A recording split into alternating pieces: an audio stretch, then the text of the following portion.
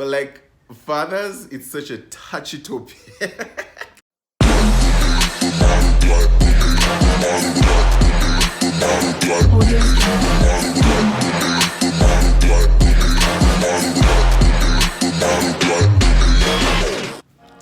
Hi, welcome to my YouTube channel. This is the Kenyan Wonder Soul channel. My name is Mshina Malomba, and as you can see from the title of this video, we are not traveling anywhere today. I decided to just have a sit down, some sort of story time, and to just share. Sometimes, as much as this is a travel channel, I'll also just like once in a while to just like sit down and have just to talk about life, you know. And this conversation was triggered a few weeks ago when I posted a question. I started a conversation on Instagram on my stories about childhood traumas. And I was amazed at how many people just opened up about the childhood traumas, some living without their fathers and parents, and how they're working on coming out of it and how they're dealing with that. And I was just so amazed. And also just thinking, with the pack of friends that I have a very close knit of friends, and the conversation of fathers doesn't really come up, and if it does, it's just such a touchy topic. We really do not talk about our fathers. I have a very close knit of friends, and almost all of them, something has happened with their father. It's either he's just not there or dead or something has happened. So it is an interesting conversation that I decided to share. And even before I started recording, I was like, am I really doing this? But just to think that, you know, when you know like you're not alone in whatever the situation you're in, like you're not alone, it sort of makes you feel better. You're like, oh, I'm not alone in this. Like everyone is going through this. Yeah, so that was my prime reason for actually sharing this. And I just like get right into it, yeah? I think growing up, there's this sort of, I think in our Kenyan community, we have normalized growing up without our fathers.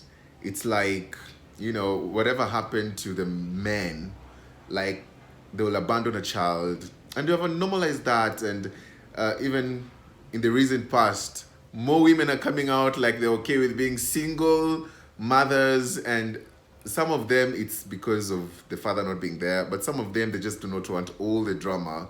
And they're okay with just raising the child on their own.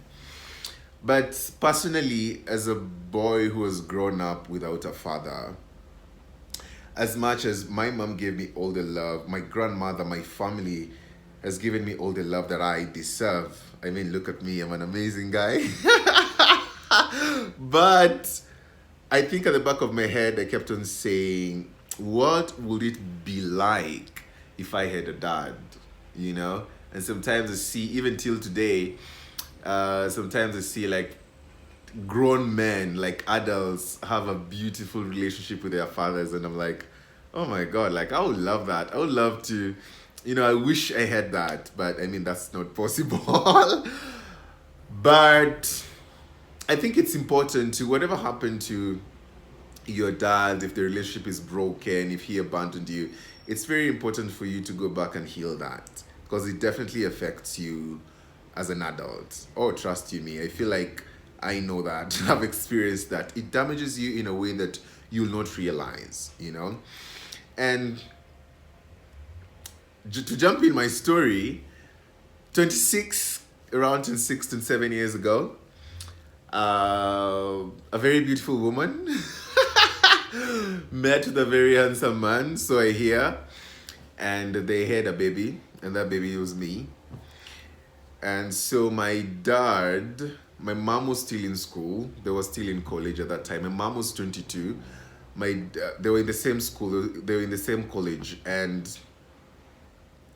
my mom was actually afraid to tell my grandma about being pregnant. I mean, it's just normal. How do you tell your mom you've gone to school and here you are, you've gotten pregnant? It's bizarre. But my grandma was very understanding, and you know, she told my mom to come home to give birth, and she goes back to school. So that's exactly what happened. I was left with my grandma since I was 6 months till today.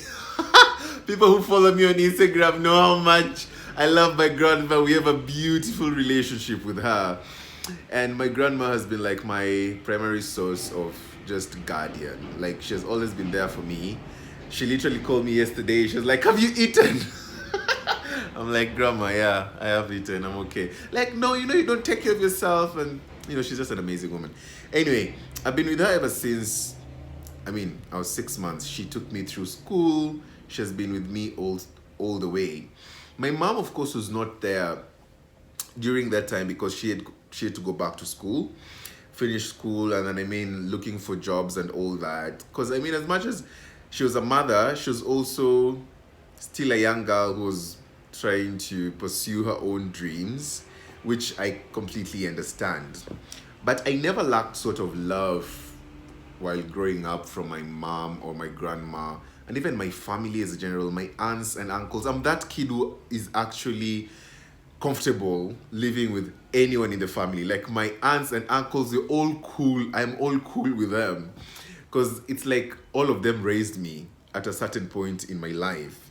So when in school, I remember I was in class 6 or I think class 5. I kept on asking my mom, "Where is my dad?" Because this is weird. In school, shout out to Morel Academy, people, Morel Academy in Bungoma. I kept on telling my mom, like, "Where's my dad?" We go to like Parents' Day and I see kids with their mothers and fathers, or just their fathers, or just their mothers. And I'm like, "Where's my dad?"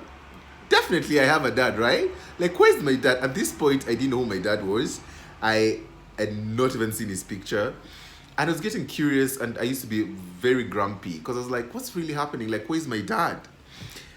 And I remember my mom, I kept on pestering my mom, and I think at that point my mom was like, "Hey, okay, I need to find a solution to this." So I remember one Christmas, I think it was in 2004, I remember my mom gave me a phone to call my dad. You remember those days? Like those big phones? So I called my dad. It was Christmas Day of 2004, if not 2003.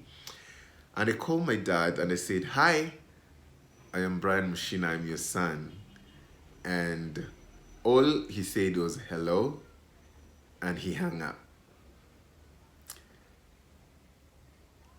And at that point, I didn't care. I wasn't like, "Oh, he has hung up on me. Oh, why has he?" Oh, I didn't care. I was like, "Yo, like whatever, you know." But growing up, I sort of felt, why did my dad hang up on me? Why did he abandon me? Like, I'm an amazing kid. I'm an amazing guy. Like, why would my father choose not to be with me? And there is a question that has made me go through a healing journey. I said this year is my healing year. That is a question that has led me to go through a healing journey, to forgive him for whatever he did, because he didn't know what he was doing, and to not blame him for what he did. So from that point, honestly, I never really cared. I was like, okay, fine. At least I know he's there. At that point, I still never knew how he looked like. And then at one point, I was still coming from school. I think I was in class 6. I was still coming from school, and my mom was emotional. Like, my mom was just she was so emotional. She would cry over movies. I remember there's a time when Whitney died. Oh, I thought somebody in the family had died. My mom cried. So there's this one time I was coming from school, and when I got home, because I was living with my grandma, when I got home, I had my mom crying. I was like, oh my God, she has gotten herself watching Titanic again or something. Like, why is she crying this time?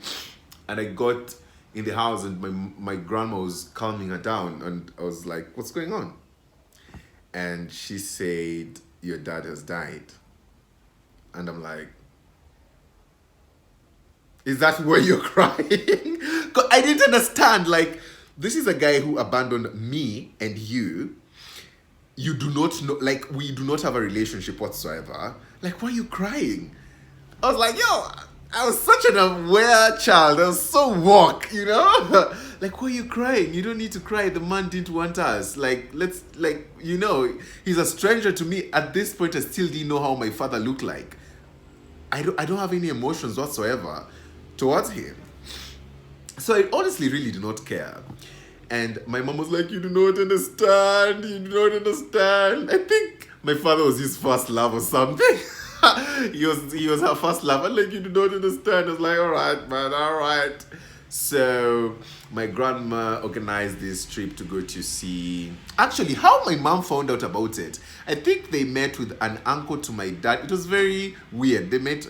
My mom met an uncle to my dad who told her that my dad has died, which was very weird because they did not those days do not have like social media or anything, you know. So it was very weird that she found out like that. But my grandma planned this trip to go to uh, now my father's home to just find out, like, just, I don't know, closure maybe, to see the grave or something. At this point, it was just like, whatever, because I didn't really care.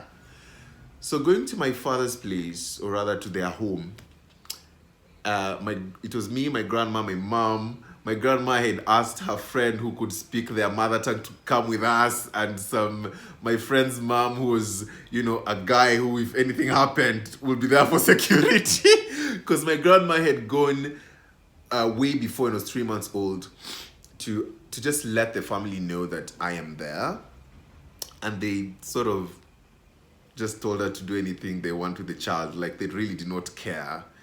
And so my grandma was like, hey, this time I need to go there prepared, you know. So we went. I remember the first time I went to my father's home, the workers were there because they have this big farm. The workers were there. They were all looking at me, and they were talking in their mother tongue, and they were all shocked. And I remember we asked, like, what's going on? And they were just saying, like, my father's called Robert, and they were saying, like, Robert has risen from the dead. Because they did not believe there's another guy who completely looks like me. And I remember, people usually say this, like, if you abandon a child, that child will completely resemble you. Maybe that's the reason. Because everybody's like, oh my God, Robert has risen from the dead. Like, I completely look like my dad. And we went to the grave, and my mom again. My mom like, oh, my mom, drama queen. She cried. I remember she fell on the grave and she was crying. And I was crying, but I was crying because my mom was crying. I was feeling her, you know? And she was crying, and oh God, it was something else. But at that point, it's not like I really cared about him dying, because I didn't know him, and that was the first time I actually saw his pictures, and the dude really looks like me, by the way. And growing up, I had to forgive the fact that he didn't want to be with me. And still today, I don't know how. I've never met him. The only thing I've ever heard from him is hello, and that was it, and he hung up. I've never met him. I don't know if he would have liked to be with me. I don't know. But forgiveness is not for him. Forgiveness is for me. And I've come to learn I need to forgive him. Maybe he didn't know what he was doing. I need to forgive him and just move on. And it's not been easy, but definitely, I think when you go through that healing journey, forgiveness is one of those things that you should do, you know? So that was that. I I sort of knew, yes, now it's just my mom and my grandma, and, you know, and my other family, my aunts and uncles. And I've been brought up with so much love around me, so much love around me. So I think that's sort of the love that my father needed to give me, or rather had to give me. It's like it was filled up by this love from just people around me and my family. And I never felt like I lacked really any sort of emotions from people around me at all. But as a child who has grown up without a father, I have come to know that it's very different, because you'll start seeing there's some sort of patterns and tendencies that you'll start seeing in your adulthood. that maybe has been caused by just the thought of your father abandoned you. Subconsciously, as a child, you're like, why did this guy leave me? You know? And that sort of affects you. And that needs healing. You need to accept that whatever happened, happened, and forgive the guy. You know, I tell my friends who have fathers walking on this earth, I'm like, I don't know what happened, that your relationship with your father is or was, but if your father is walking on this planet, and if you have tried everything and you can see that it's not really working, you can let that go. You can build your peace like you did everything. But like, if you haven't tried it, please try and just have that closure. Get to know why he was not there in your life. You know, get to understand why he doesn't want to be in your life, you know. And for me, I kept even wishing, I wish my father had other kids, because I remember my mom said, my mom told my dad, like, you will never have other children and you'll never see your boy again. Like, she cursed him. And that's exactly what happened, because my dad was in another marriage and did not have other kids. They tried to have kids and they did not have other kids. And now I'm sitting here like, my mom cursed him, because I wish I was given that opportunity to either meet him, or if not, if he had other kids, we'll be talking about him with my other siblings, you know? But I don't sit down and regret anything. Whatever happened to me happened. And even as I'm sitting here, honestly, I'm not like, oh my God, I've gone through hell. No. My friends look at me and they usually like, why, you're one lucky of a guy. Like, I'm just one person that, if there's anything, I owe almost everything, of course, to God and to my family, who just really embraced me and took me as just as their own. I'll live with my aunt, I'll live with my uncles, like, I'll be comfortable. The one time I lived with my uncle when he was in the UK. There's one of my uncles who was in the UK, and there's a time I went and visited him. And that's a story of another day, by the way. I need to tell you my first time when I was in the UK. So, when I went and lived with him, it felt different to just live with a father figure. And like, you know, he was so proud of me. Like, we would go to his friends and he used to be like, oh guys, have you seen my son? Like, this is my son, Brian. And I love my uncle. Like, he just took me as his own. Like, he will just embrace me as his own. And I was like, this feels different. And like, we'd go out to work, and like, he would share his lunch with me. Even after I finished his lunch, my own lunch, like, he would share his lunch with me. And I'm like, okay, this feels different. Just to know that someone else who is playing a role of a father figure, it's quite beautiful. So, yeah, this is just to tell you, wherever you are, if you're dealing with abandonment of a father, if your father has not been there in your life, I just want you to know, first and foremost, you're not alone. We're all in this together. And I've been saying, like, this is my healing journey. This is my healing year. And I want you to claim that for yourself too, that you get to heal through that. Whatever happened to you as a child, if your father, if your mother was not there, like, instead of blaming them or, you know, just wishing that didn't happen, accept that fact and just heal through that trauma, because it is possible. It is very, very much possible. Like, we shouldn't blame whatever happened. Whatever happened had to happen. There's a reason why it happened, and it's our responsibility to heal through that journey. That story we keep on feeding ourselves. I don't want to be that 40-year-old who is like, oh, you know, I'm like this because my father left me and but no, that is not gonna be me. So it's just high time that we sort of heal through our pains and our traumas. I'm trying to rush this because I don't want it to be too long. But I hope you've resonated with me. If you have, please, I want us to just share our stories on the comment section below. Let me know if you resonated with this, if you have been abandoned by your father. Have you healed through that? If you have not, what are you doing to heal through that trauma and through that journey? So that has been it for us for this first episode of a story time. And if you want me to be talking about such stories or just about life more often, just let me know on the comment section so that I can also be making these videos more oftenly. And please subscribe. Vince World on YouTube told me, Brian, you need to get to 1,000 soon. So please get me to 1,000 subscribers. I'll be so happy. And subscribe if you have not. And you can get me on my Instagram at Mshina Malomba. But thank you guys so much for always tuning in and listening in and commenting and just sharing the love. I value each and every one of you so much. Thank you so much for the love and light. Love and light to everyone. And bye. Until next time, this is the Kenyan Order Soul. See you maybe on the road or on the couch. You never know. On the couch, on the couch, on the couch. Bye.